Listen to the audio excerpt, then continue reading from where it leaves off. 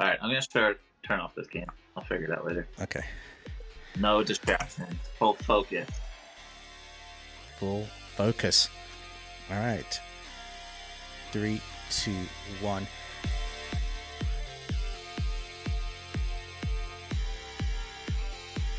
Hey sports nerds, welcome to a Nerdy Bunch review of Ted Lasso Season 3, Episode 6. My name's English Dave, and helping me figure out what to do in Amsterdam is my co-host, Tim Sportsman. What's up, Tim? What's up, Dave? How have you been, Tim? How you doing, man? I'm good. Tim's been, I love the background. Yeah, man, dude, I'm hyped. Game 3, must win for the Warriors. Ooh. If you guys want to learn a little bit more about that, me and my boy Scotty have been talking about that the whole first round, not just the Warriors Kings, but the rest of the teams as well. That's a little shameless plug for all you sports fans out there. Check it out. Nerdy Sports has returned with some comment on the current NBA playoffs. So check it out. It's pretty good. But we're here to talk about another sport, football. Sure. Greatest sport in the world. Many would argue. Oh, baby. Ted Lasso, Tim. Overall, before we go into specifics and details, this was a great episode, long episode. What do you think? That was my first thought. I was like, how much more? 57 more minutes. I'm like, whoa, it was over an hour here. Right? It's like a movie. Yeah. I was like, Dave, I'll be ready by 10, I think. Yeah, we're going to have to delay this a little bit. Cut into my Warriors watching. Right. All good. Right. All good. This episode begins just kind of like how this episode was different and longer. They were also in a different game. They were playing an exhibition game. Friendly game in Amsterdam. What I love is this show. You know, Ted continuously, season 3, but he's still learning new things about the sport. You know, it shows you how vast and and big and complicated the sport can be. He's like, damn, this sport, I hate it. Like he's starting to feel like the specifics and details and things like that. But Tim, they continue their losing streak. The team doesn't know what to do. As if you were the make-believe coach of this team, what are you feeling right now for the team? They can't even do well. I mean, I thought it was a perfect call for Ted to be like, no curfew, boys. We're meeting here at 10 a.m. Mm-hmm. You guys do whatever you want to do. Whether, spoiler alert, the team really doesn't do much. They just have a little pillow fight in the ballroom. Fun fact. I'm not sure exactly what episode it is, but I think it's an early episode in season 1. I'll send you the video afterwards, Tim.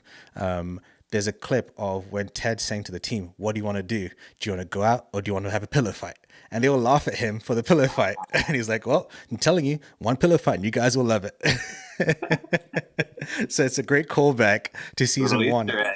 I love when shows do that. But let's talk about the team themselves, right? In terms of everybody trying to figure out, what do we do today? The coach has given us freedom to do whatever we want.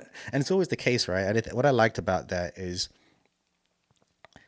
it's almost kind of like the team going through their journey of remembering how to be a team again, right? Mm-hmm. It's like, can we just figure out where to go out and go for food? And then by the end of it, you know, they have this grand pillow fight together that they don't go anywhere, but they connect. Right, as a team in that sense, right? What did you think of that journey? And Danny wanted to go see a tulip. Yeah, well, who knows? Who knows who it was, right? Who knows who wrote the tulip? It's like, well, 50% of people want to. 50% of people want to see like Martin Garrix, I think, from DJ, and he, of course, wants to see a tulip, just one, because the whole field would be overwhelming. Oof. It's perfect for Danny Rojas, right? But I'm glad now that Zava's not here, they still lose 5-0 to Ajax. They're in Amsterdam. They're going to have a good old fun time. We're going to go to the red light district with Will and Higgins. No, we're just going to stay back. Even though I love the comment with the waitresses when they're like, hey, it's like, what would you propose us to do?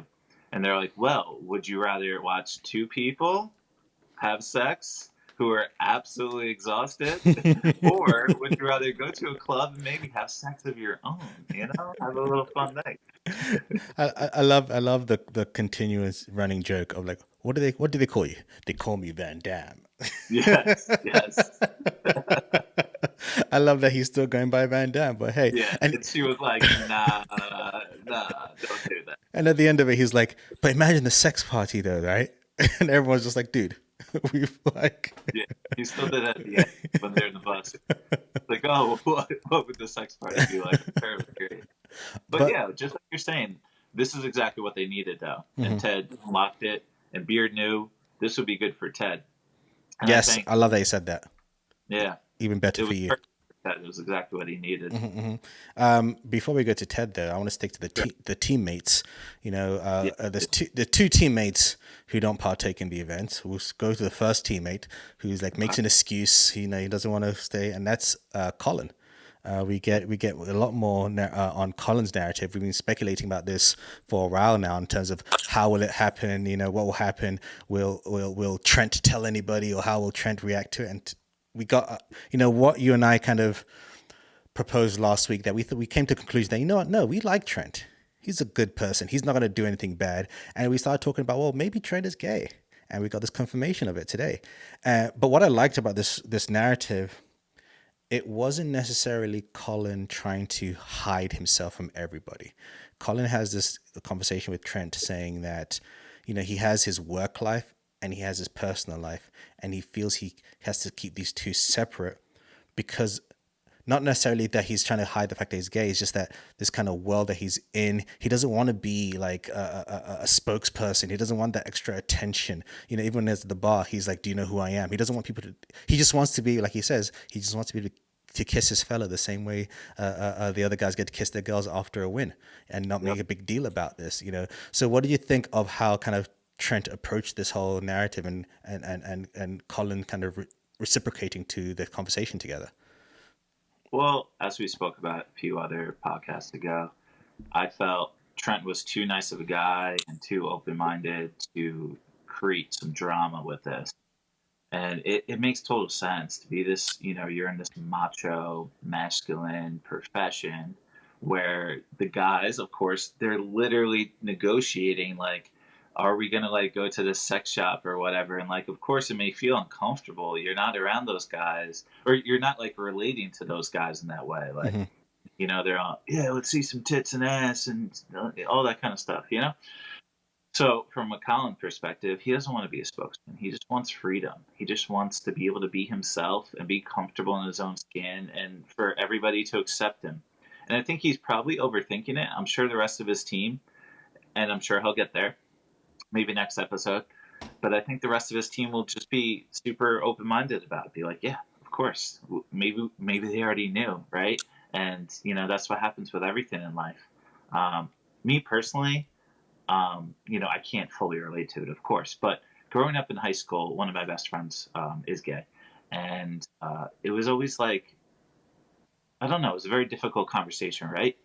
But when he came out, like everybody was like, yeah, like we already knew it. It Mm-hmm. wasn't really a big surprise. And like even we go to college, and there's a few guys that are gay.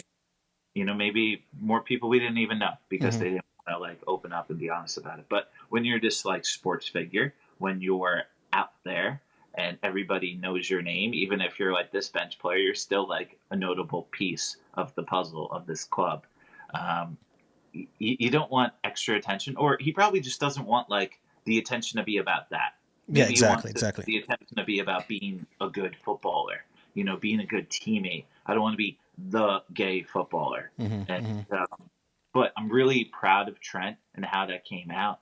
I think he's so ingrained into this football club now. Yep, yep. It's really fun to see that. Mm-hmm. I'm happy they didn't continue the narrative of Trent being some kind of antagonist. I feel like for whatever wrongs he did before, he's making up for it in this way. But what I liked about that conversation with Trent, it wasn't about Trent giving him advice. It was just about Trent being like, "I'm here with you.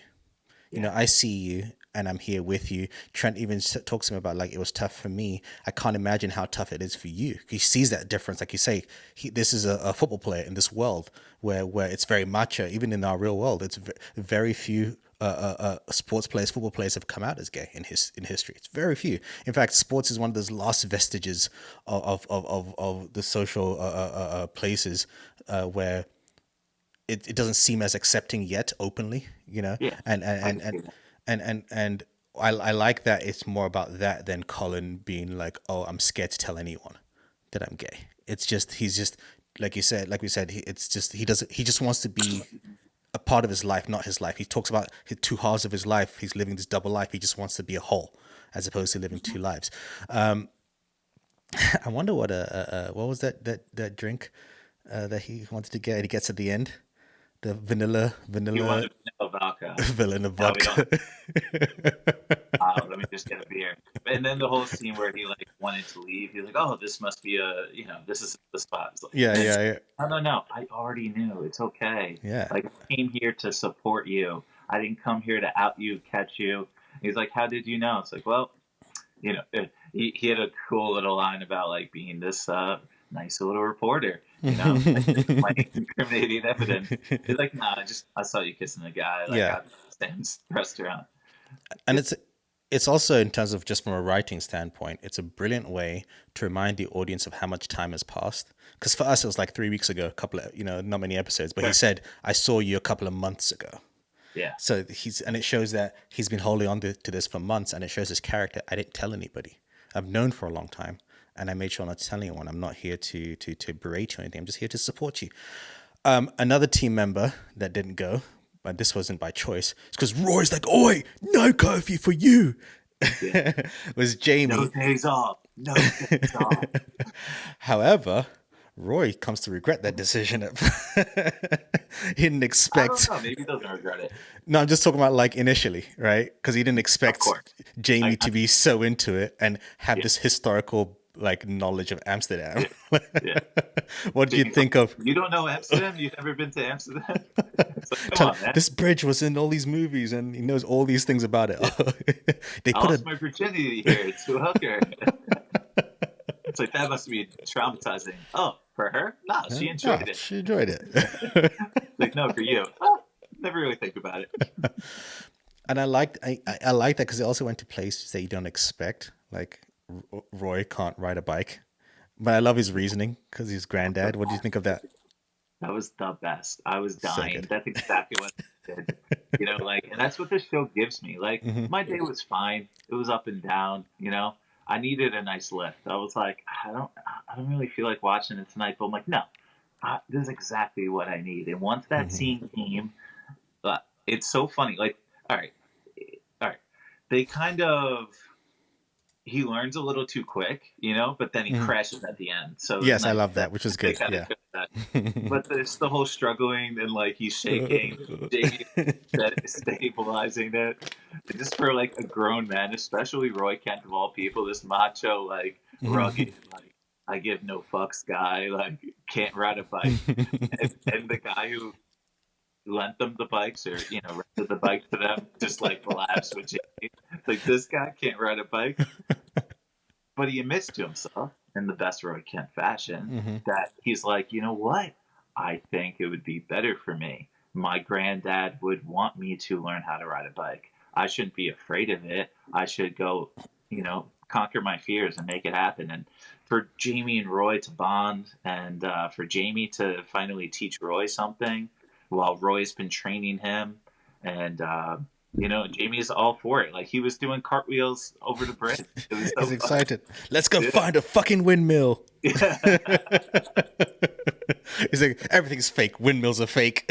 Thinks everything is fake. It was so Amsterdam. It was the red light district, the bikes, even right. like, not to jump ass, but whatever, this is what I do. Like, for Rebecca to be in the bike lane and the guy to like salute her over and be like, "Hey, what were you trying to tell me?" It's like, you're in the bike lane, and then she like flips and falls and drops her phone, and that creates a whole tumble of fun stuff. Let's actually go there, because I was going to go there naturally. Actually, this is also an interesting story in terms of Rebecca's continued journey. What I liked is that the episode opens with the Bob Marley song, right? Yeah. And she's like, "God, I hate this song." And then by the end of it, she's the one, right? It's so depressing. And I love that kind of like, and I think that's almost like a message for the episode. Yes. That don't worry. Sunflowers, baby. Like everything's going to be all right. Like, it doesn't, like, things must be tough. Things might be hard. You might be down and losing, but just hold on. You don't worry about it. and she kind of goes through that journey. Others go through that journey too. I mean, Colin went through that journey too. Like, don't worry, things will be okay. And by the end of the episode, he feels better. Now you're getting the same thing. You had the same thing with Roy. By the end of the episode, early on, he's just like, I think he's like, I think Keely has a girlfriend. Realizing, even when Rebecca even says to him, he's like, oh, when he's like, oh, who's she going with? And it's like, oh, someone that appreciates her more, something along those lines. It's like, oof. Oof. It's just like, ooh. And so with Rebecca, she goes through her journey, and it's an interesting journey because it's like there's so many layers to it. You're in a new country, Yeah. you're vulnerable and everything that. You're a woman, like it's not like you just this random guy, so there's these layers of like slowly taking off the guards by design, obviously, because you should. But what do you think of that whole story with the guy that we never know his name? Yeah, it was fantastic. And they learned the word. I still couldn't figure out what that word was. But, she basically, it was a good balance of her being uncomfortable, but like slowly letting it go. And he was just open minded. And he was like, all right, you know what? I'll let you do what you think is comfortable. It's like, I'll give you a massage. I'll cook you dinner and breakfast. I'll leave you I'll wine space and if you need dine to. you. I'll wine and dine you. It was perfect. Like They drink and just give her a foot massage, then she falls asleep. It's like, "God, do we do it? Do we have sex? and But I then like that she has that like post sex like just relaxation on the butt. happiness. Just Right, that right. like, everything's gonna be all right, just as you mentioned. Like just sings a She feels song, and great. she went from depressing to this is like the greatest song ever, and it's exactly what I needed. Even And things like sorry, even things no, yeah, like even things like just not caring about her phone. People are like, "Oh my god, yes, my phone," and just like, by the end of it, whatever. Doesn't even yeah, rush to it yeah, because it's almost like having a moment of detox. Like even if they don't have sex or anything like that, it's just for her. It was just a detox. She carries so much pressure. She literally has strong ankles because she's always wearing heels. She always has to look a certain way. And this time she's wearing this sundress that we never see her wear, dressed like that. yeah, She's there's almost this freedom to kind of just before to kind of get all the negative energy out of her and meeting this guy for that moment. It wasn't a physical hookup. It was more of an emotional, mental hookup yeah. together. And I kind of like that. That's when he gives her the drink. It's not drugged, I promise. I like the way you phrase it, though. The mental hookup. Yeah. This is a detox, a relaxation for her. The fact that like she was almost gonna rush cleaning the clothes and the whole Mhm. process, but then at the end, after they're drinking, there's these two shots of water, and they both dump the shots in there. It's like, oh, I guess I'm gonna be here a little while Right. longer. My clothes are still wet. Right. That was like the perfect. It was a great connection. And then we laugh when she asks about, oh, wait, did your former partner pass away? And he's like, unfortunately, no. No. Or when she goes, um, um, I won't forget you. And she's like, you might. People Yeah. get Alzheimer's. Alzheimer's. That was a good line. And I love that line. Yeah, no, I'm curious to see where Rebecca journey goes. And it's almost like this episode opens her to be more accepting of what's to come as opposed to like, oh my God, what's going to happen? Rushing around trying to get and be like, relax. Don't worry about a thing. Everything will be all right. You know? Or even the fact that this seems like a perfect guy, you Mm-hmm. know? And even in his situation, he had a girl that was unfaithful to Mm-hmm. him. Mm-hmm. Mm-hmm. And the one dress she Mm, chose mm, was the dress that she didn't want. And it was something he gave to her. And mm. here's this random, beautiful woman, and he takes that as an opportunity and be like, hey, I want to talk to you. Mm-hmm. Yeah, that's a good observation. I like that. I like that. I didn't catch on to that, but yeah, I agree. I think that's a great way to look at it from his point of view. In terms Yeah. of what he brought to the table. Um, Ted and Beard. And we all know Beard. Sure. He had a crazy night. He speaks Dutch, but because of Beard, Ted has an interesting journey too. Mhm. He takes his shroom tea, or so he thinks, but then we Sure. realize that it wasn't actually there. Um, and he goes through his kind of transformation of realization. He comes up, goes to the American bar that didn't realize that Chicago is the Windy City, but whatever. I love that. I love that aspect because you The can see how hostess was fake. from Australia. I Yeah. have no idea. And I love Michael Jordan's on the TV. He's got this big plaque in the background. They're talking Chance the Rapper. about the triangle offense, So, and but that's how. and, So, and Ted still has this like hallucination about triangles and passing, and then he goes to the bus and he shows Beard, and Beard's like, "Did you make all this up? Like, did it?" And then it's like, "No, it was actually made up in the '70s." I want to ask you though. Sure. You're the one that kind of put me onto this. You've also mentioned that triangles have been consistent in the show, Hmm. right? The pyramids and triangles, things like that. So Hmm. now we're going to the triangle strategy. And this strategy of and the metaphor for it as well is that he's saying how the team has been too rigid, too structured. He wants to give them a bit of freedom, kind of like in the beginning of the episode, gave them freedom to do whatever they want, and together they figured out a way to bond. And so the same way, this triangle strategy is supposed to kind of give them freedom, but cover each other's back, right? Every time someone moves. So, what do you think of this triangle strategy and the potential for its use in the future for the team? It was perfect. That going back to the hallucination part, it was like Tex Winter, Bulls coach, Chicago Bulls, multiple championships, as we all know from The Last Dance. You know, the whole concept of that was positionless, motion, fluid, um, like you said, full support. It's called total football. Sorry, Ted, you didn't invent it. It was invented in the 1970s, but it's a Dutch thing, and the whole point of it is you are just moving. Nobody has now that Zava's gone. Like it's perfect. Mhm. Like sometimes this is such a sports thing. Sometimes like the Memphis Grizzlies, they lost John Morant, but without that one piece, without that focus, there's more fluid. You don't know who's going to score. You don't know who's going to have the ball. You just pass it to the opening, and if there's an opening, you fill the opening.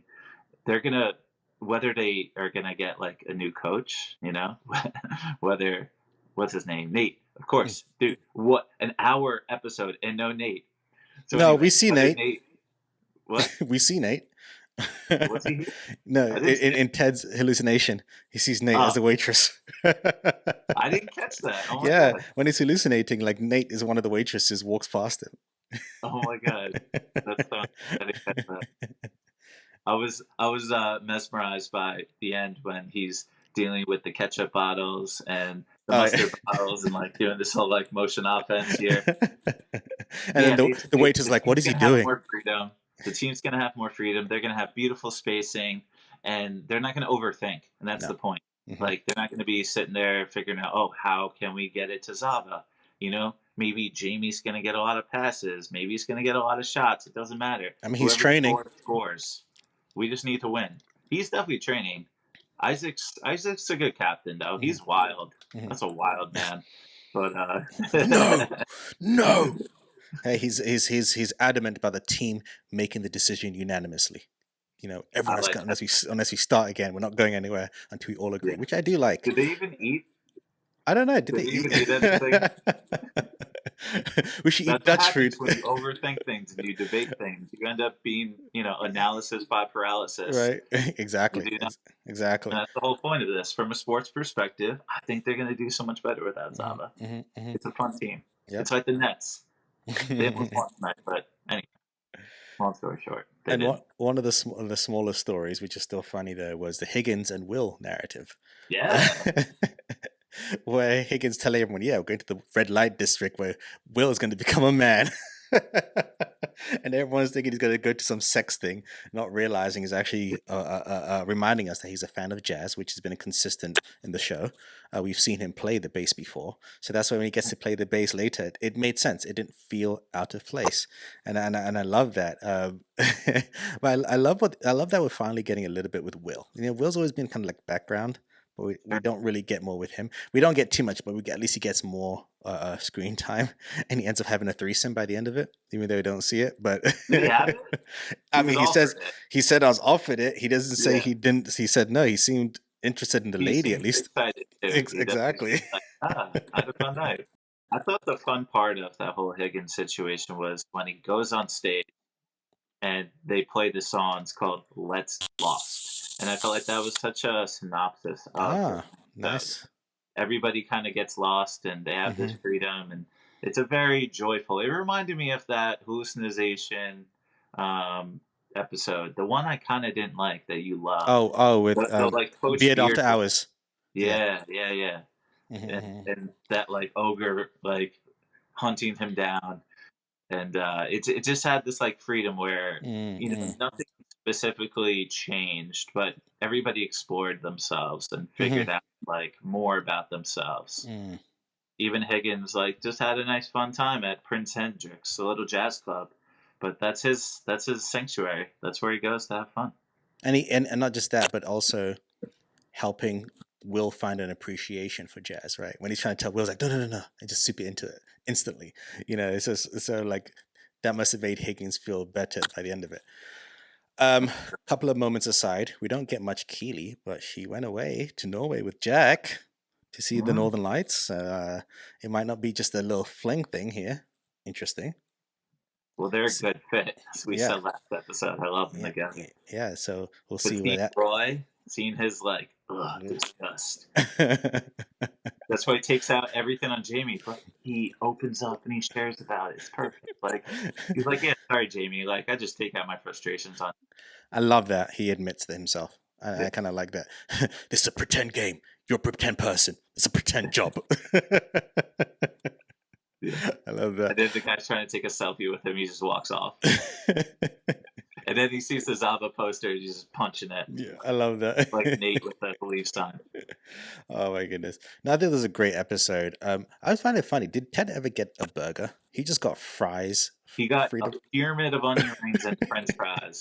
Like And what? the second that barbecue sauce hit his lips, he just got lost in the space. Completely, completely. Even though he was not high. So I got a question for you. Speaking of that, it was Anthony Bryant's barbecue sauce. What specific, like, why was that so special? Do you know? Well, I don't think it was the sauce that special. I think because by the end of it, I think the point is that Ted kind of allowed himself just to be himself, but he thought he was getting high from because he drinks the tea. So Yeah, I yeah, think of course. but I think that was supposed to be the moment of, oh my god, he's super high right now. So because he can taste everything, everything's more pronounced, and he's having that kind of high moment, which started off with the Van Gogh painting, right? He's looking at the Oh, paintings yeah, for and sure. getting right. So he thinks he's tripping, and it's Yeah, almost because he's never gone high before. So he's just and this is the thing that happen to people, right? We tell yeah. them that they're drunk or they're high. They think they're high because their brain can kind of work in interesting ways. And I think that's what it's trying to show. And then when Beard is just like, yeah, no, it didn't work. It was a dud batch. It didn't do Right. anything. But he was specifically asking, why did you choose that one? Yeah, And I know. he was Yeah, I like, was actually well, true. it's our best one. It's true. I was actually thinking that why that So question it's myself. I something didn't. a I, lot I didn't. I didn't research it. We should do some research for next week. for Nerdies, sure. if you know the answer to that question, Drop a find us comment. on social media. Drop a comment at Yeah. at the Nerdy Bunch or the comment for this video. Let us know, and we'll come back to it next week because that's true. I do remember that when that was said, it kind of stuck out to me. I was like, why would you say that? Then I kind of forgot about it. I kind of moved on with that. It was a But yeah, jam-packed episode. There was so much going on. all right. I just thought you may know, pick up something I missed. Yeah, Like no, I no, didn't no. even notice Nate. Oh my god. Yeah, no, Maybe he I was literally. overthinking that. I'm like, oh, the Bryant. Oh, what's going on? I'll, Thinking about I'll say Chicago's triangle offense. I'm like, oh, I right. think he's gonna run his place, and then he does, and so I missed the whole thing. But when he was in the museum with the Van Gogh and the guy, he's like, hey, we're about to close, but he has this whole speech with him. He said, like, never stop, no matter how many times you fail. When you Hmm. know you're doing what you're meant to do, you have to keep trying. And that's Yep. what it's about.